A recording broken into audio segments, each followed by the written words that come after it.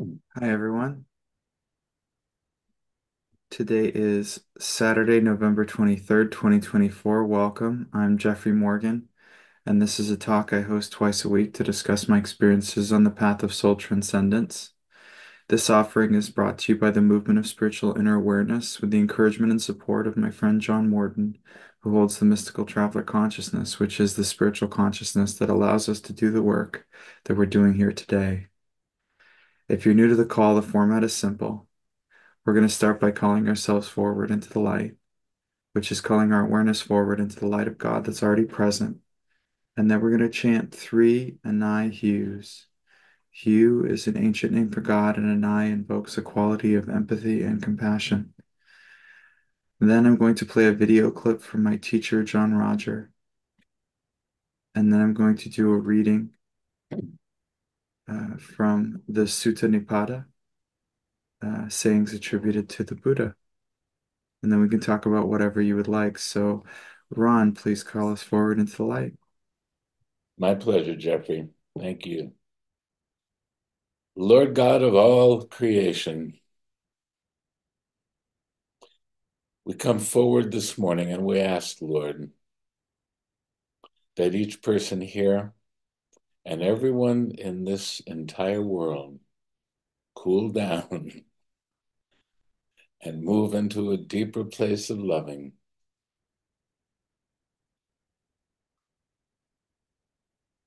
And we place forward that loving that is our essence into this troubled world. And we say, Lord, honestly, thy will be done. So be it.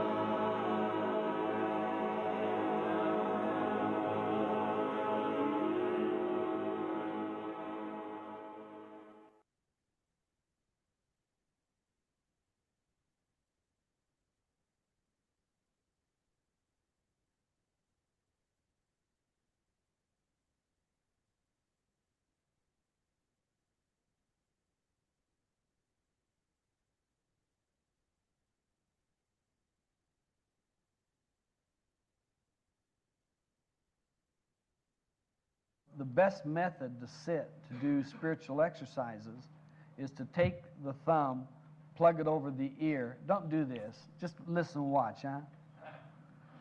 Because when I get through, you won't know when I say I'm talking again. I might could get up and walk out of here and you wouldn't know it. You take the thumb and you just the ear part right here, you just put that over it and you close it off. You don't have to put your thumb in your ear. Just take the flap. Somebody goes, mine's too short. Put your finger in your ear. All right? You solve your own problem, you know. So you'd put like this, and you come across the face like this, and you have the base of the finger here against the nose. Do you hear me opening, closing the nostril? Okay. That's called fire breathing.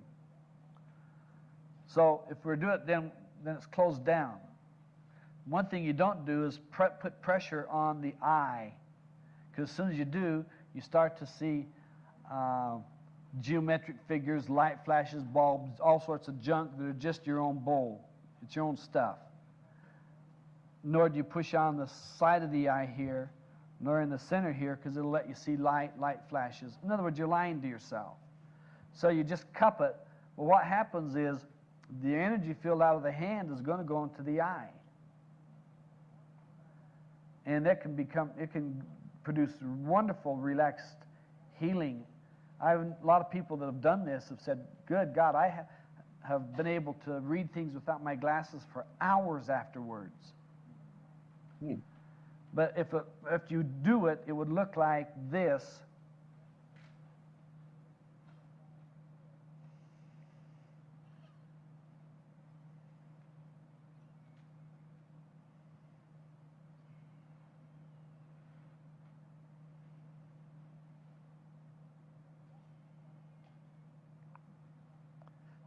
That just quiets.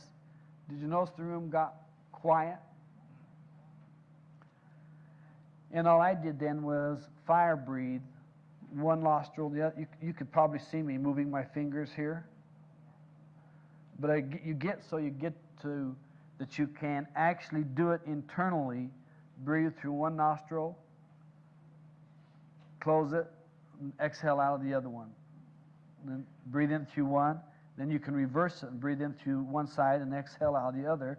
And you can get so you can go in and out of both of them. Did you people understand that the room started to get quiet? It's awful hard to do it like this with your hands up. So if you take a chair, somebody just give me a chair. And you sit the chair backwards like this. And you sit like this. You get it? So you're in a relaxed state. And if this part hurts you, you take and put something like this. Or something like this. In other words, can you use your own creativity? And you can just sit and you don't necessarily lean into anything. You want to keep your spine pretty much aligned. Is my back pretty straight, Johnny? Straight, he said straight like that. And I'm not going to drop my head into my hands. That's just going to cause me problems later on. I'm just going to use my hands to come up to where my face is, to cover it, and then just sit there. And the first thing I do is see where there's any tension in the body and let it go. Now, if you're watching, people saw me relaxing. If I don't watch, I can just go right off on the floor like water. Just sort of, I end up on the floor and wonder how I got there, because I don't fall. It's just everything goes rubbery. So it's just a method. It's one of the many. All those are designed, their objective is to get you out of the body. Their objective is to get you out of the body.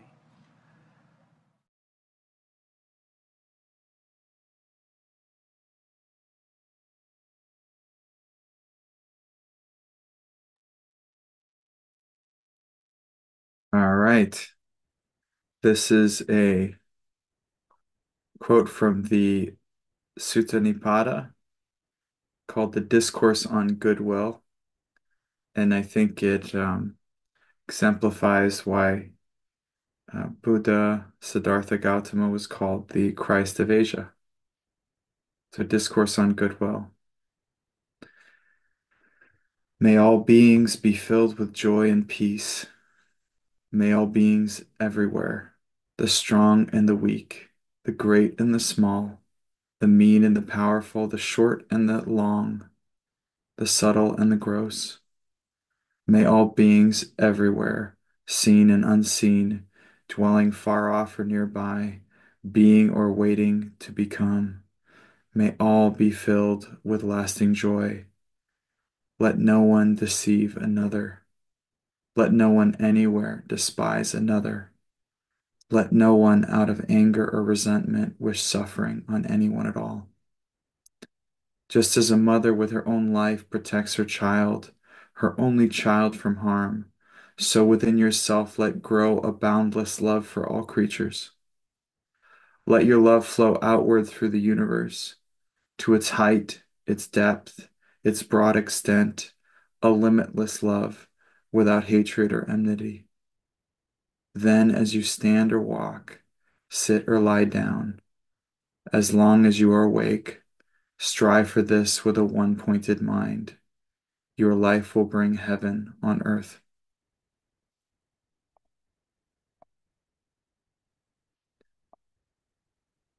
I love that. All right, Liz Plummer.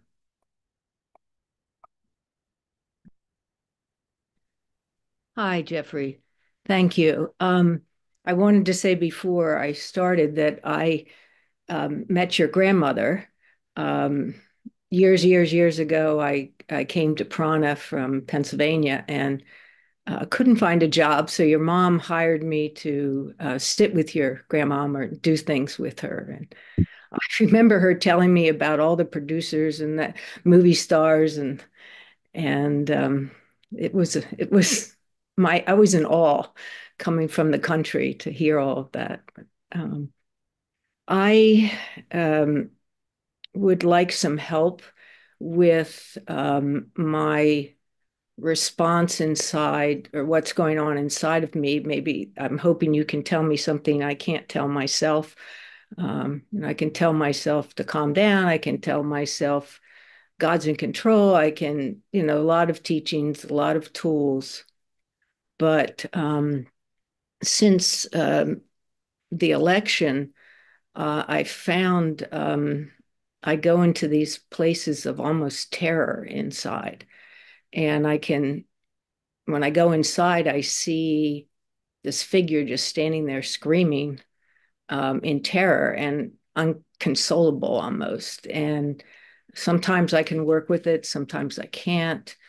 I can tell myself, well, I realize I have some shame, like I should be able to tell myself to calm down. I should be able to be more of a spiritual person, that sort of thing. So I was wondering if you could assist me with that because it's just exhausting. And I do have a history of trauma, and I've done a lot of work between MSAA programs and orgone therapy, and I was in a really good place, happy place. But right now, my mouth is as dry as possible. So, okay. Um,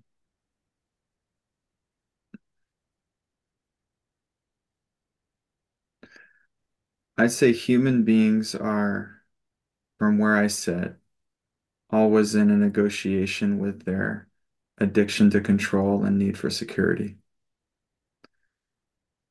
And I think that the human capacity for superstition in a lot of ways is we want to know that something that we can do can create safety on this planet, that something that we can do can ensure that it's going to be okay. So we start to learn to read tea leaves and we start to try to predict the future. We start to create beliefs. And if we're not careful, those become rituals in the context of an obsessive compulsive pattern, or if you're really not careful, those rituals might become a religion. But then we inevitably find ourselves back to this reality, the truth that we can't really build our treasures in the world and think that they're not going to accumulate the mothballs and the rot and everything else that goes on when we try to build things here.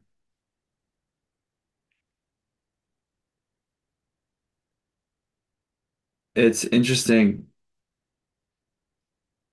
The more we start to, in the process of negotiation, not address those underlying traumas that you talk about, there's a really interesting human capacity for storytelling, where what we'll often do is we'll say, well, if this person gets elected, then I'll be safe for the next couple of years. Or if this happens, then it'll be okay for the next couple of years. Or if if this thing happens, then I know that God's in heaven and everything's okay.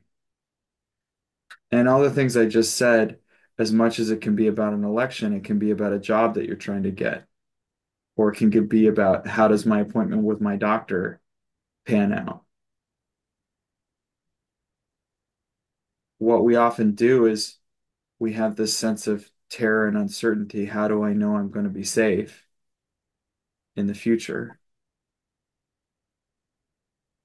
And I've never really found a solution that involves that line of inquiry. Like it's almost like challenging the basis of the question. Well, what if it's not really about a safety that can be in the future? Because if we go to the place that we know that who we truly are resides, the past, present, and the future all seem the same, and there's an inherent safety and loving in that process. So for me, like in your particular case, I think it's very wise of you to recognize that you may be processing your own traumas through an externalized narrative. And if inside of you, you go, it seems like the bullies are winning, then I would say you don't know the bullies well enough. To know anyone is to love them. That's anyone. So not loving a person or circumstance is just not knowing enough of the truth of that.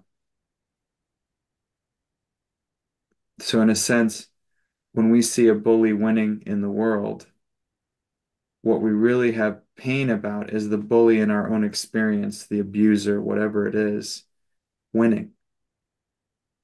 But if you can go inside of you, and this is not for the faint of heart, so I'm telling you this as this is an option and this is an opportunity.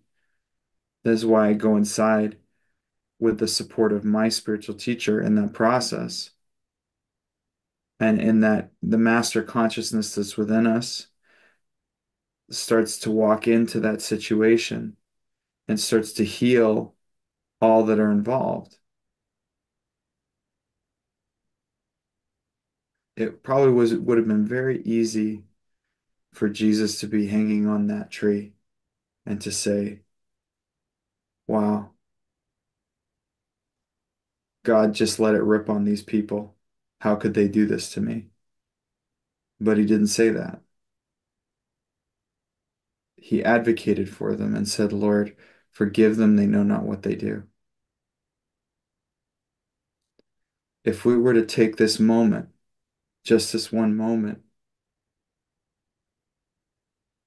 and decide that we're going to pray for and love unconditionally our enemy, the one who has wronged us, the one who has done whatever it is we think they did, or whatever it is we remember them doing through the imperfect house of mirrors of memory.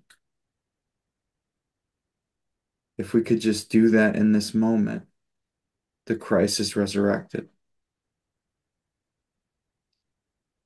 It's amazing. I was reading this beautiful book called Barking at the Choir, um, about this priest. He was a Jesuit, and my friend who's Catholic says he writes a lot like a Jesuit, and apparently that's a thing. I didn't know. But he said that they teach in the Jesuits, they teach that it wasn't Jesus's crucifixion that brought grace. It was the fact that he maintained unconditional loving throughout the ordeal that brought grace. Mm. Okay. That knocked me on my butt. That's a lot. Yeah. Grace is extended when we have every reason not to love and we love anyway, but not from a state of complying or from a state of behavioral discipline. You probably have dealt with shoulds in your life in terms of the propriety of behavior, and that's definitely not what I'm talking about. I'm actually of the more radical camp that goes, it's probably more valuable for you to be a jerk to somebody if that's what's in there, so that you can make it available and just be honest and just say, I just feel like being a jerk right now because I have all these upset with you. Please, Lord, help me clear this so that I can be in love with this person. That's more valuable than me behaving nice, but having jerk inside of me.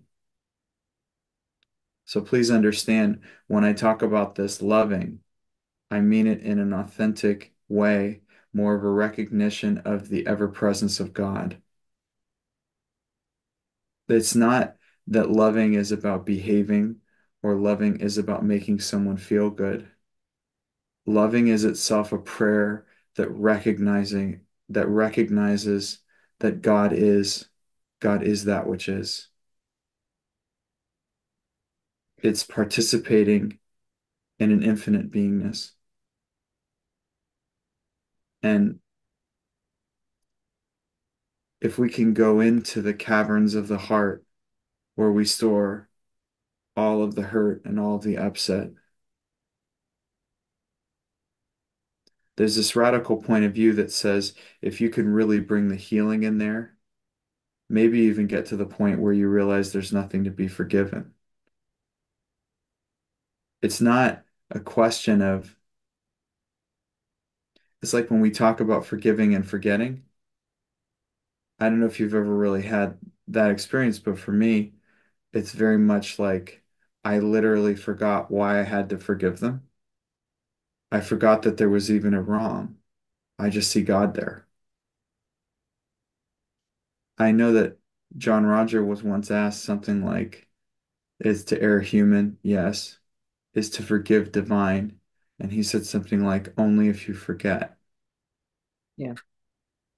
And the tricky part is with traumas, it's so easy for us to forgive within the context of the story that we have about that trauma versus forgiving in a claiming of our Christ itself.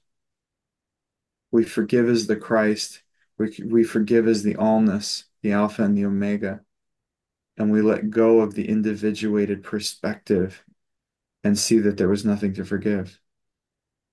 That's that's what heals. That fear that you're talking about is a torture chamber of your own making. And the torture chamber is created by the conditionality that you place out in the world when you say, I will be safe if this happens. The more you can go inward and create a safe place that you carry with you, even if you were walking through a war zone, even if you were in a gunfight, even if you were fill in the blank, even if you were on the halls of Congress. That's the peace that surpasses understanding because it just makes no sense. How would you have such peace and safety and loving inside of you when you have all these reasons to be freaked out?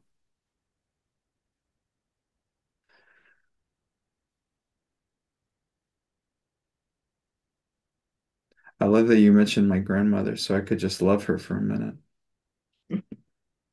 She was such a unique individual. I Yeah. think she made her bed only twice in her life,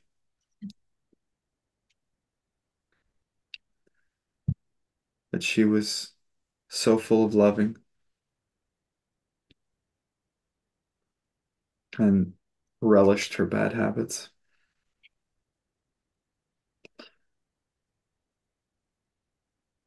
So what I'm hearing is that the work is to bring the Christ, the traveler, into that one who is freaking out, and also go so deep that I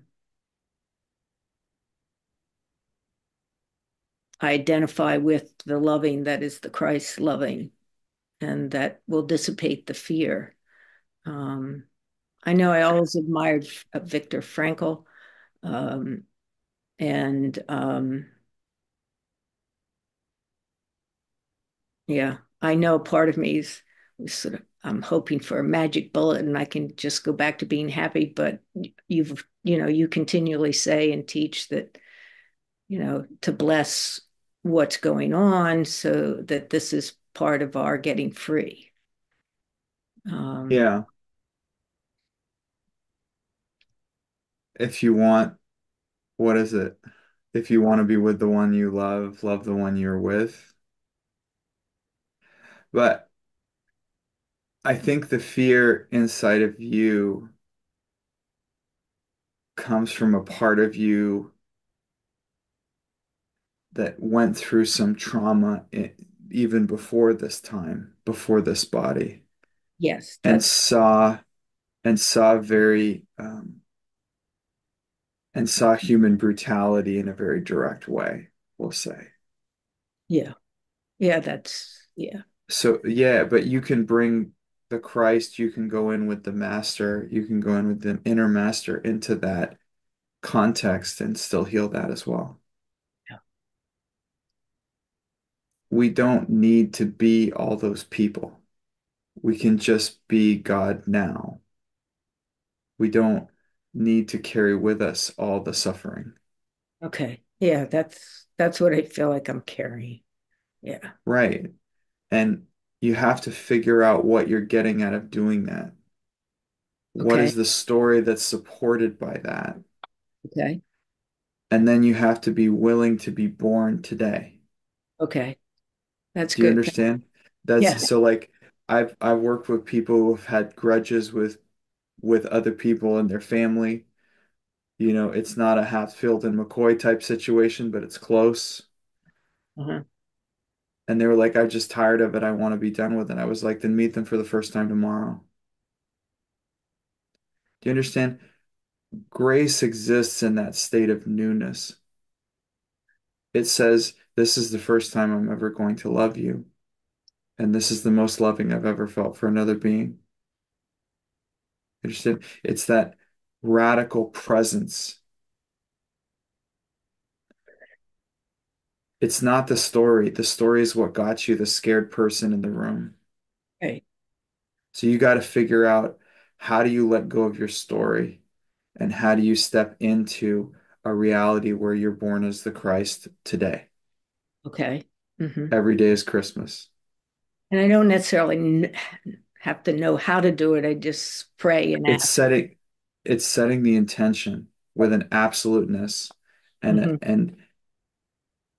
most of the time all we ask for is, can I feel safe in this story, when the story is designed not to feel safe.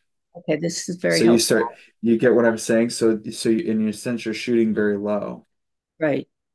But what if you woke up today, you say, I want to be born every day as the Christ, and I Right. want to walk in grace, and I Hmm. want to relate to everyone like they're the most important person in the world, and that I love them completely. Yeah, that feels so much more solid inside. Yeah. Yeah, see, that's the safety. It's Yeah. like when somebody, you know, I remember somebody, I think somebody was giving somebody a hard time in front of me about being taken advantage of. And the person said, how can I be taken advantage of when I'm just giving it away? Just think about that. How could a robber steal money from me if I was going to give him the money anyway? And why would I give him money? Well, because he showed up and he seems to need money. You see what I'm saying? The I, fear is our argument with reality and our attempt to create fantasy to create artificial security. Mhm. Got that. Now, everything that we're talking about will start to clear it on the energetic level. But you've been doing a lifetime of this type of pattern, so your nervous system has some default responses. Yes. So you need to also work with somebody who can start to retrain the nervous system, or it could be even you just sitting there doing, they have things like vagus nerve resets and things like that, where you can see Started that. online, like, yeah, how to do that kind of, you're going to have to also work with the wiring and work with the chemical level, because if you've been pumping cortisol into yourself for years and years and years, you're going to have to teach your body that stop, stop drinking that stuff like water, like you're going to have to teach your body that you're not a scared person anymore, because you may have cleared all the fear up there, which is, I'm giving you how to clear the fear up there, but you got to train your body that you're a confident person. So maybe even the way you walk, Hmm. shoulders back, right? Right? Yeah. Hmm. It's that kind of stuff. It's how you step. Are you stepping rooted on the ground? Are you holding a center line? Do you get what I'm saying? You got to integrate it all the way down to the physical because you Yes. got the physical body until you don't, and then you can go off and do something else. But for right now, you're responsible from soul all the way down to physical, Yeah. and that involves a lot of loving and care. So understand that now, if I didn't tell you this, we would clear it, you would clear it, and then you would get on another call and say, but I still get this. My heart starts beating fast, and then I get free. And I don't understand why, because in my consciousness, it feels so peaceful. You get what I'm saying? Yes, I do. Very So much. you need to get agreement from the basic self and the body and the nervous system to integrate all of this down to your toes. And Absolutely. then you will, and part of that may even be what happens to me sometimes. You change the consciousness and there's a rechemicalization of the body to match the frequency. And that can be very uncomfortable, but you have to just be okay with, like, we're going to do 2.0 now. We're doing Liz 2.0 now. Hmm. And so you're going through discomfort, but you're going, well, this is an upgrade, and that's fine. I'm okay with discomfort if it's about an upgrade. Right. I am capable of this. So thank you so much. I really, really appreciate it. And God bless you. God bless you, Liz. Thank you.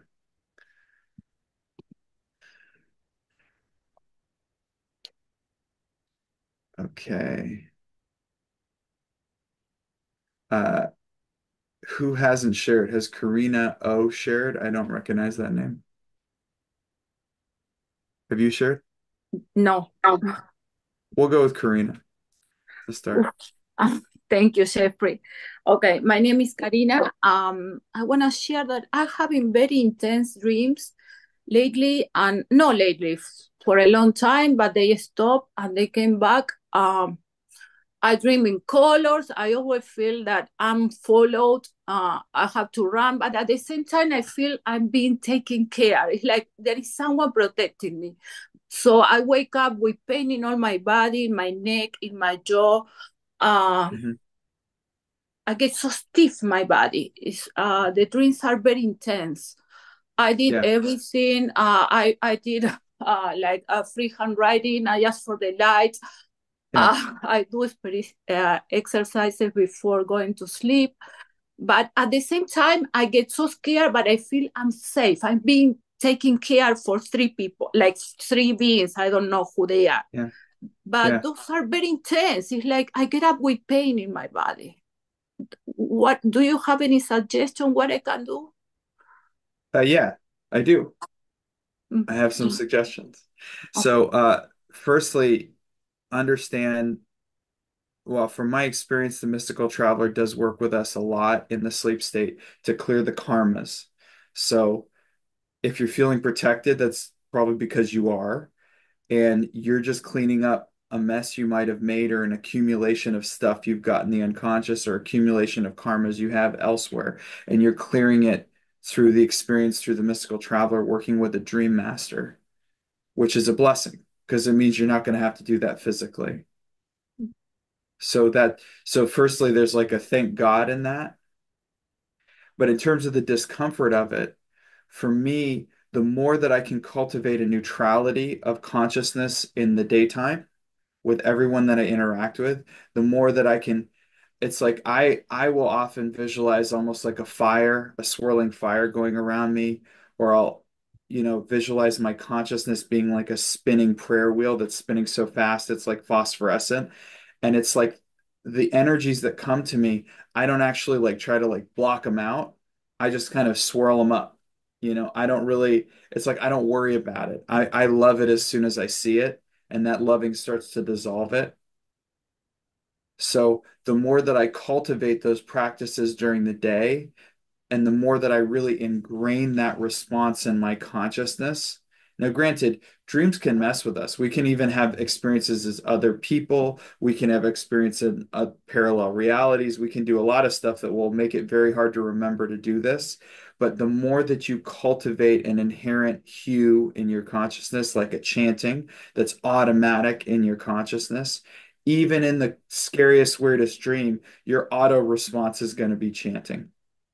So I've also had the experience of chanting my tone in a dream when all the stuff is bombarding me and seeing it get power washed away, and it becomes very beautiful.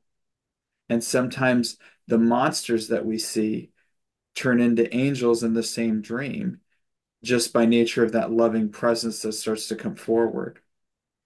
But oftentimes, in my particular case, I might be doing work on the other side that involves going into the hells or going to certain places that are not going to inherently be particularly nice looking.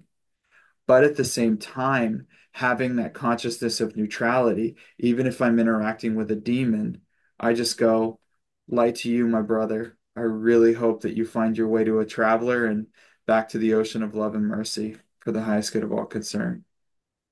You don't have to have againstness toward the enemy. We don't have to see them as wrong. So the things that we see in the dreams, it's like the more we can cultivate a constant attention to that tone, the more that we're constantly reaffirming the soulic self and then beyond the spirit, and we're having that constant reaffirmation in the consciousness, the more that will be the natural response that we have to everything we see.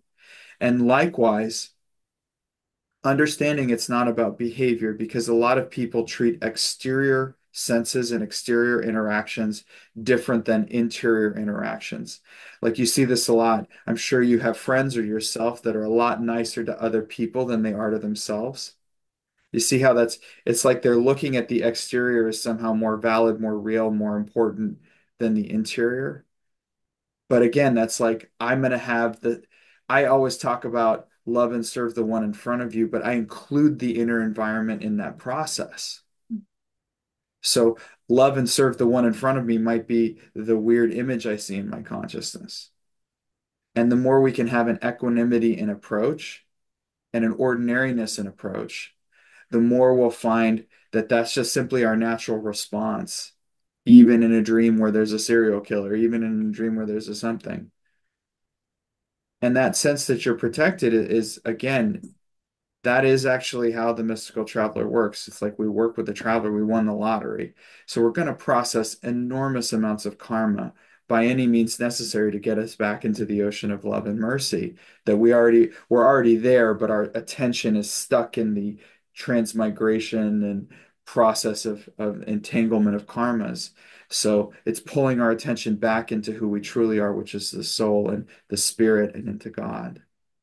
So that's for me, that's really how I approach it. There are instances where you may be, if you have the same type of dream over and over, something that can happen is you can get kind of stuck with or in a kind of a feedback loop with a dream master. So there's actually a great seminar I think called Working with the Dream Masters where John Roger talks about sort of the way out of that. But again, all of it comes down to awareness. And the more we can, even in the dream state and the sleep state, come into a place where we're really uh, having a loving response, commonality of response, we're working directly with whatever's in front of us and we're not necessarily reacting to that. And even if the dream is part of running, I mean, I've had dreams where I've like participated in like a horror movie in the dream, and then Yeah. I've like in the middle of the dream gone, this isn't really real, but I see the value in participating. So I'm going to go ahead and do that. Mm. And sometimes what I think is a horror movie dream is really teaching me something very, very valuable about something I'm doing in my consciousness. Now, of course, the dreams that I've had with John Roger are always the most precious. And those I want to remember for the rest of my life. I love those. Those are very special to me. But yeah, a lot of work's done on the other side, and some people on this call probably never have dreams, and that's great too, because you don't need to. Everybody's going to get what they need. So there's no wrong way to do it.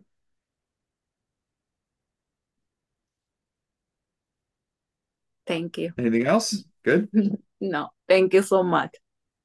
Okay. Thank you. God, God bless you. Thank Thank you. All right. Thank you, Karina. Let's see.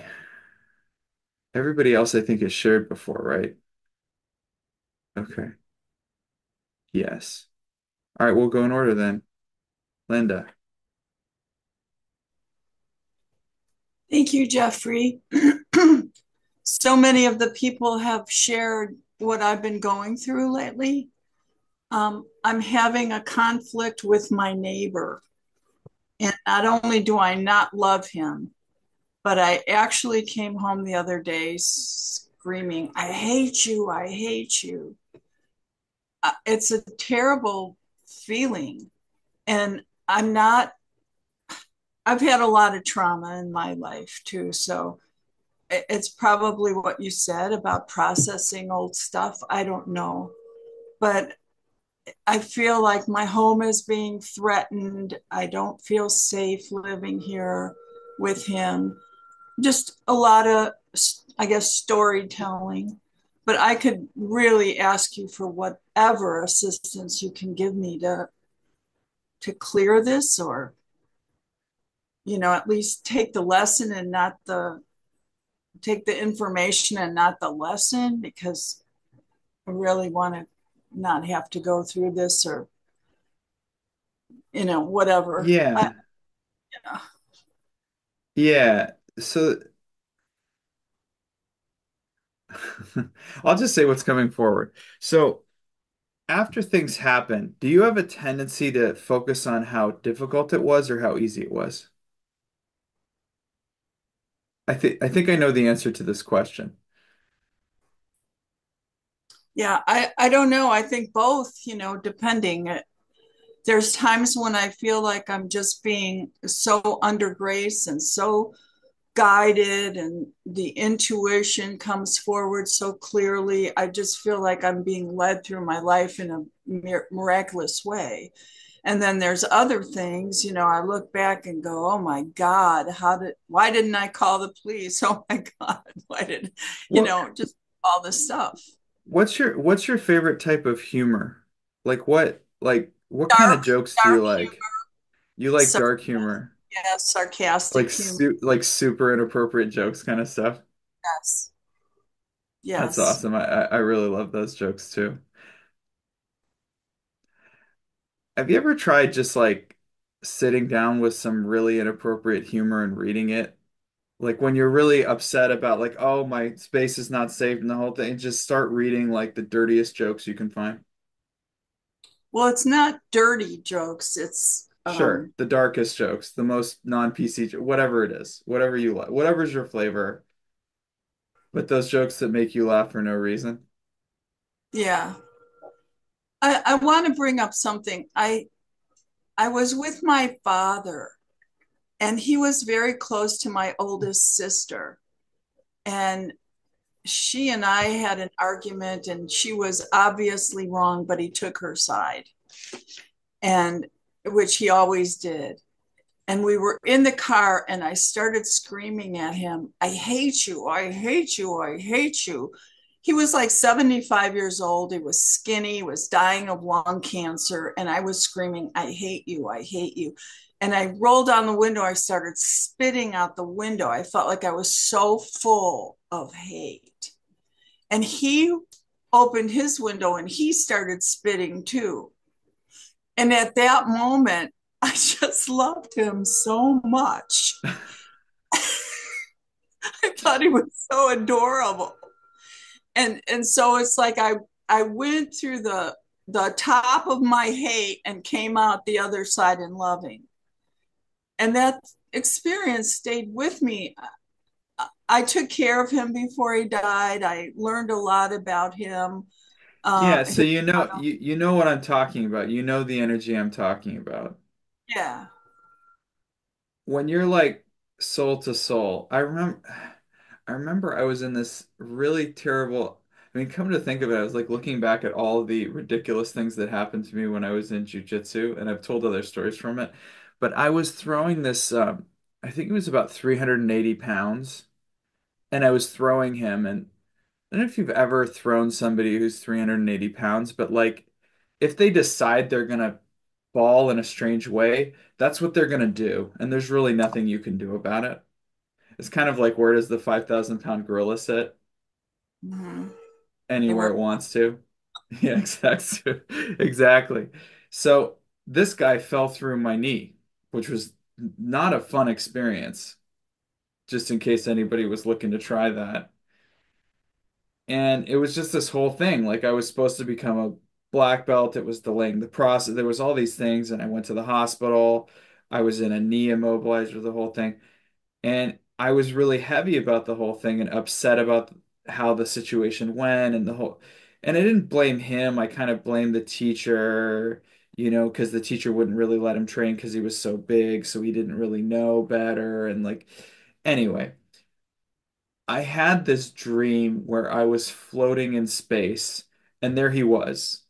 Now you can imagine a very corpulent, sweetest person, African American pipe welder.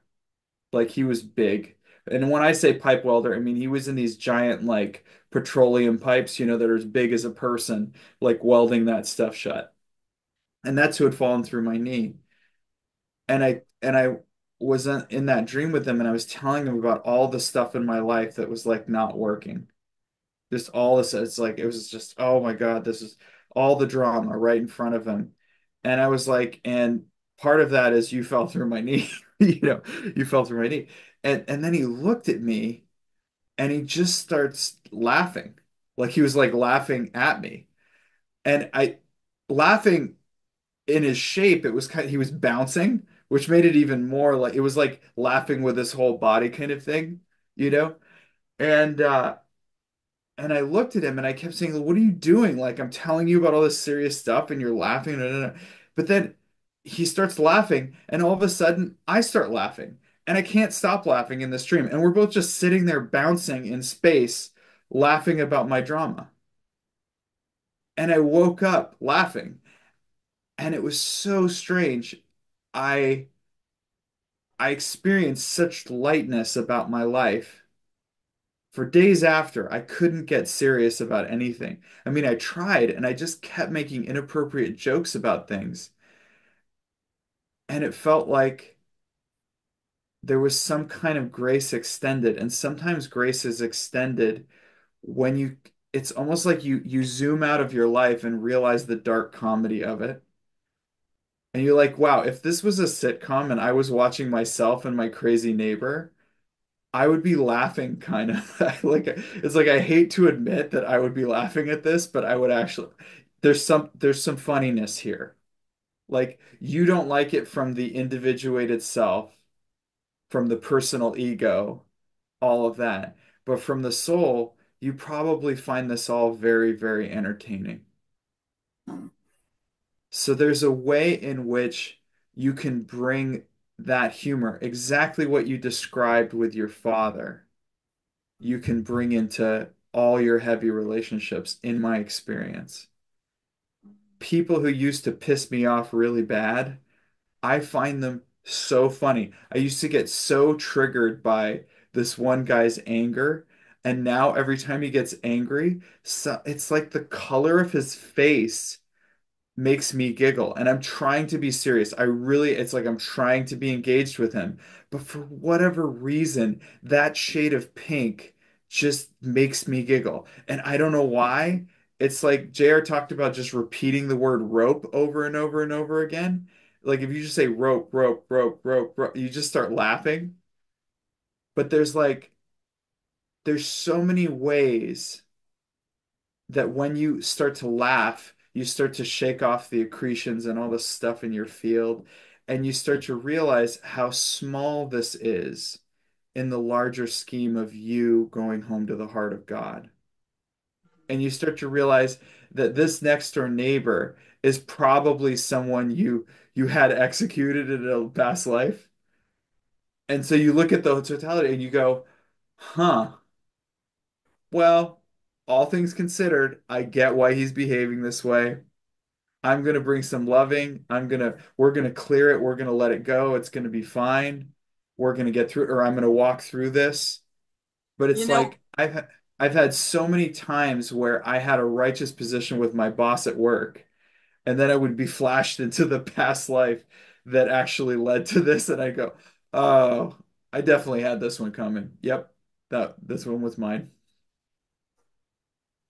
When you said I executed him, what came up for me was Pee Wee Herman saying, "I'm going to kill you a lot." And I thought, I should have killed him more. Yeah, that is pretty dark. I like that.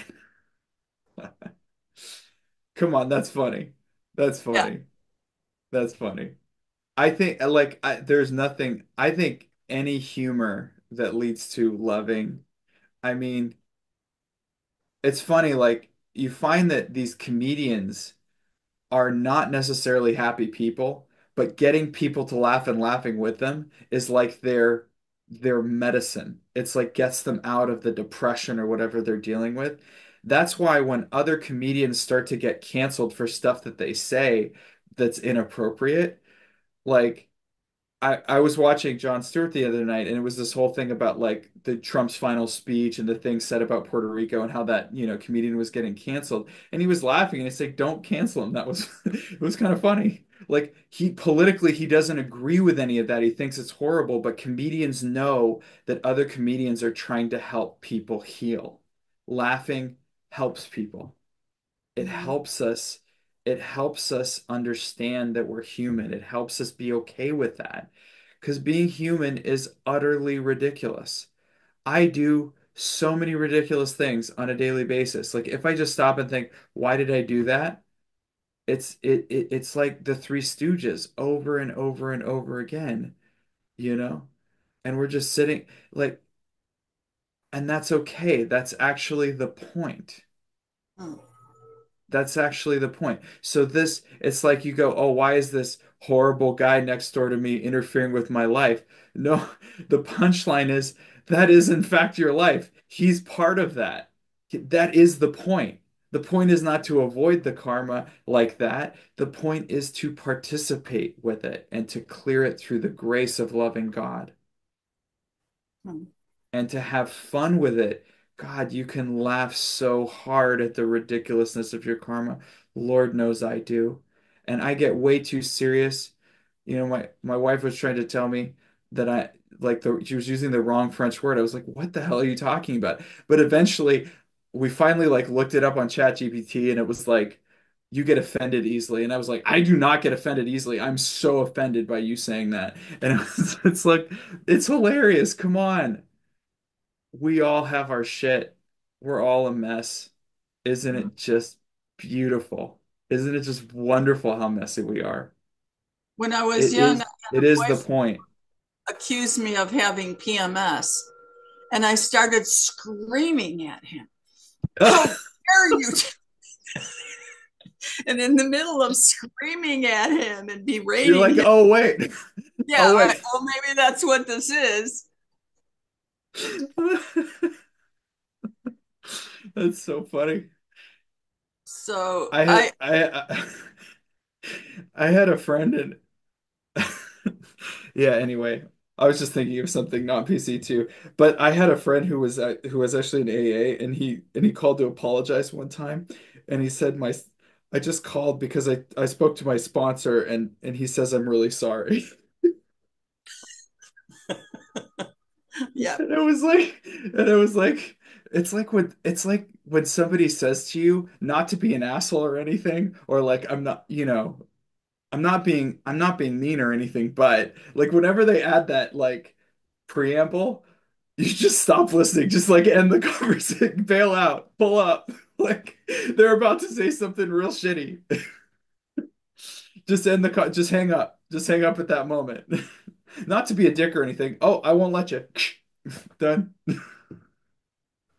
So I have a lot of guilt still because I'm supposed to love my neighbor. Oh my God, stop.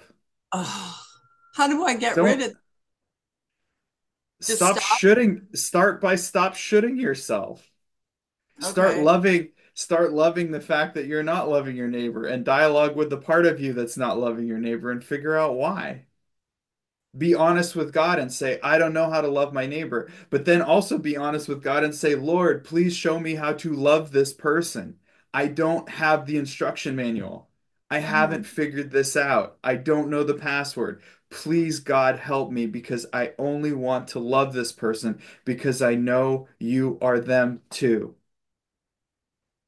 And Okay. you pray and pray and pray. I have found, usually involving me finding out I'm an idiot in some capacity, not in like the judge myself kind of way, but like in a, oh wow, that was real dumb. You know, like I discovered that I took an ego position that wasn't necessary, or that I'm litigating an issue from another relationship, or the truth gets revealed, and then all of a sudden I realize that I always loved the person and I had just forgotten. It's the Mhm. strangest feeling in the world. Oh yeah, I love that person. That's true. Because it's not, that's the irony.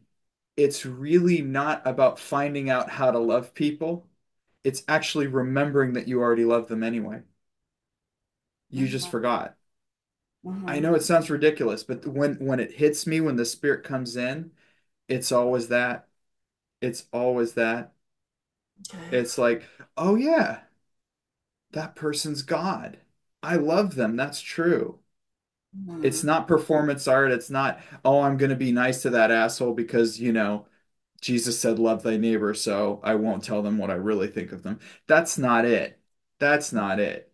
It is, Lord, this is pure selfishness. I just want to be so close to you and everyone I interact with. Please give me the cheat codes. Help me figure out how to love this person or remind me why I already love them. And usually that at, somewhere around that time, you'll do something that breaks the crystallization, or you'll talk to the person and they'll do something that's just ridiculously cute and you won't know why. You find it adorable, like spitting out a window, and then you'll go, for the rest of my life, whenever I get mad at them, I'm going to think of that and I can't be mad at them because I'll Mhm. find them adorable.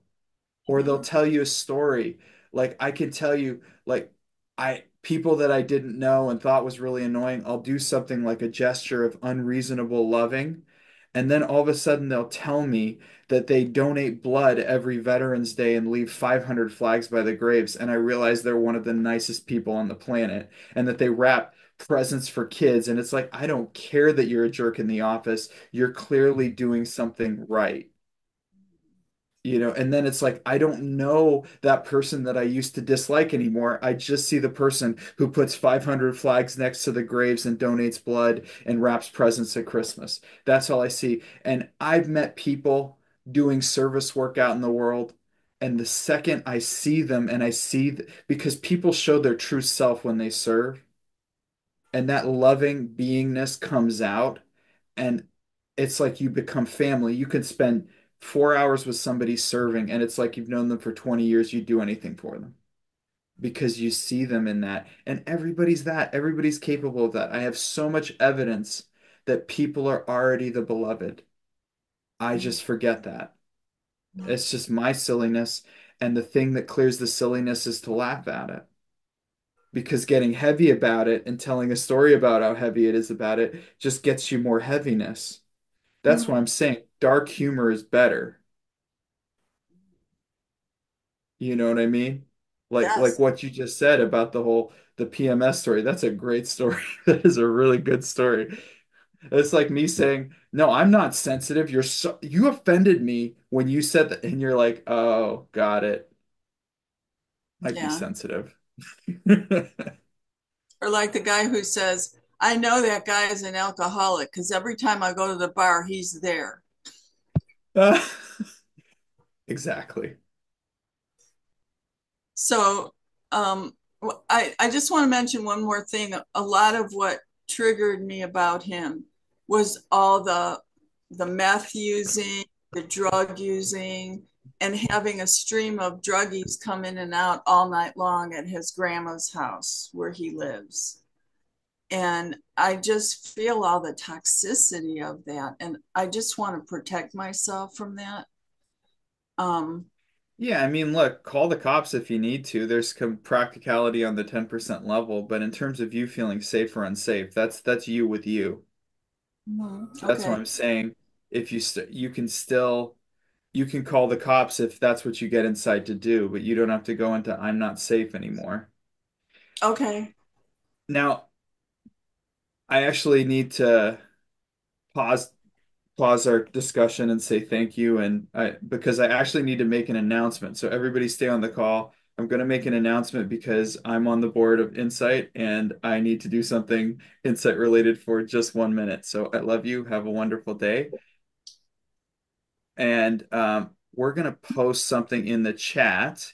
There's an event on Monday. So a lot of you probably have done Insight seminars in the past. And if you haven't, go do one. That's another part of John Rogers' ministry.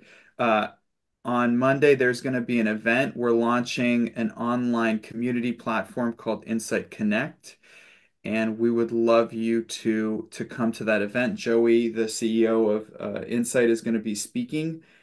So I just want you to take a moment, check the chat. I don't have all the details memorized, but hopefully somebody is posting them. Yep, there's the one in English. I think there's also one in Spanish. But yeah, you can RSVP by clicking on that link. It is a very cool resource for alums and getting connected into the community with Insight seminars. Um, and yeah, and I'm also working on potentially doing a class with Peace Theological Seminary and College of Philosophy starting next year. So more details to come there, but just wanted you to be aware because I think the community platform is kind of the future for that organization, and I think it'd be really cool to get your support on that. So with that, thank you all. The blessings already are. Love you. Have a Thank you. wonderful, Thank beautiful you, day. Jeffrey.